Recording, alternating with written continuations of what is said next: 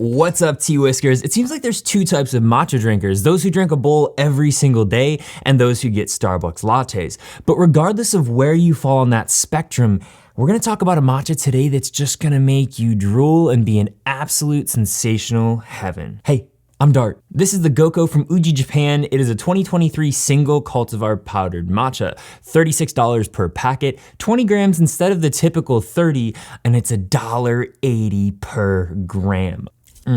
For the flavor, I get a few different distinct points. Definitely almond, a creaminess like a plant-based milk. And then, have you ever had those green tea candies? If those weren't sweet, because there's like a little undertone of that, like what we'd call like umami or seaweed, but it's not that, one. And two, I don't like seaweed. So when people describe matcha to me like that, I'm like, that sounds terrible. It's not like that. On the cost spectrum, we have value teas that are less than 30 cents, mid-range that are between 30 and $1, and artisan teas which are over $1 per gram. What's being sold as ceremonial grade matcha today on the market is typically already $1 per gram, so most matchas are gonna fall into that highest tier, but this is still double. But I think it's absolutely worth it, and we're gonna talk about why in a little bit. Single cultivar teas have become more popular in both China and Japan, using a specific plant instead of many of the types of different varietals to create one specific flavor. Matcha is typically blended though, and much like the early days of pu'er, there's a lot of people who are respected for their blending ability. The idea being if you can take a cheaper tea and a more expensive tea, or a tea from this region and that region, and pair them to get a taste that's better than the sum of its parts. Makes sense. Because it's coming from a more specific plant,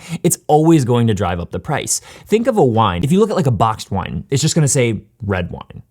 And then maybe you get a little deeper, it's a Chardonnay or Pinot Noir. From Napa or Willamette Valley, you get into the specific farm, it's the exact same thing with tea.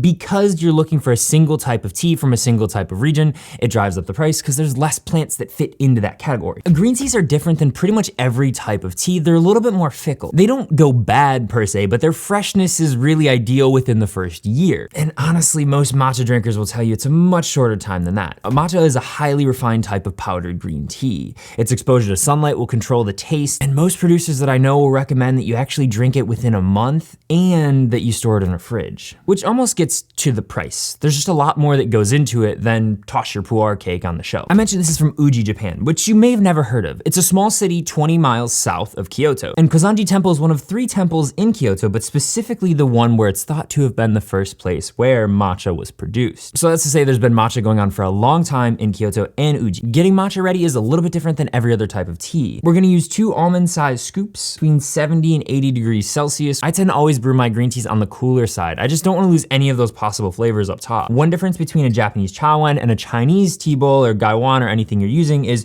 you're not gonna fill this all the way when you're making the tea with it. Obviously with a teapot, you're gonna fill it all the way and then pour it into something else. So before you get started, take out your scale, put your tea bowl on it, tare it, put in 100 milliliters and see what that looks like. Because that's roughly what we're gonna be shooting for. Now you can make the matcha all at once, pouring in 60 to 80 milliliters and then whisking it and leaving it. Or you can do it in 2 steps, the 30-60 method, where the first 30 milliliters, all you're doing is just creating the paste and getting the matcha completely homogenized, taking out all the chunks and diluting it into the water. Then adding 60 more milliliters and then whisking it, and this is where you're gonna get the foam. That's what I've been recommended by most of my friends who drink matcha a lot, and I really like the 30-60 method. First one, get it in the water, second one, get that foam. And then we're gonna whisk it in a W or a Z pattern. It doesn't really matter which one, basically you wanna consistently get from one side of the bowl to the other in a smooth, quick motion. Aerate it to bring out those delicious flavors and that beautiful green foam.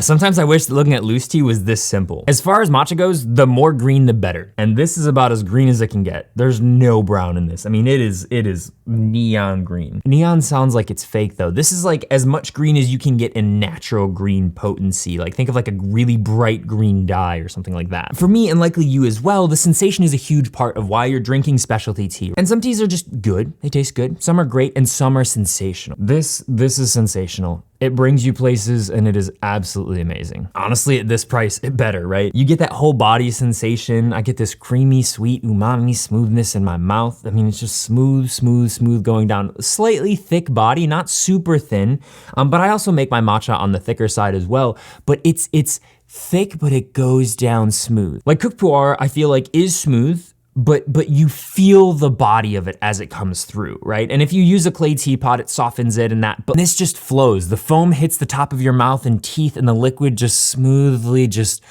But I still haven't answered the question. Why is this worth almost twice as much as what the standard ceremonial grade matcha is on the market. I don't drink matcha that often. In fact, if I drink it once a week, that's a big week for me. But I do really like matcha. So if I have 30 grams, that's almost every other day that I need to be drinking it to finish it in that month to get that maximum freshness. I'd rather be paying $6 more with less matcha that I'm actually gonna drink in that time frame. So when I do, I want it to bang. Bang? All right, I gotta go drink more tea.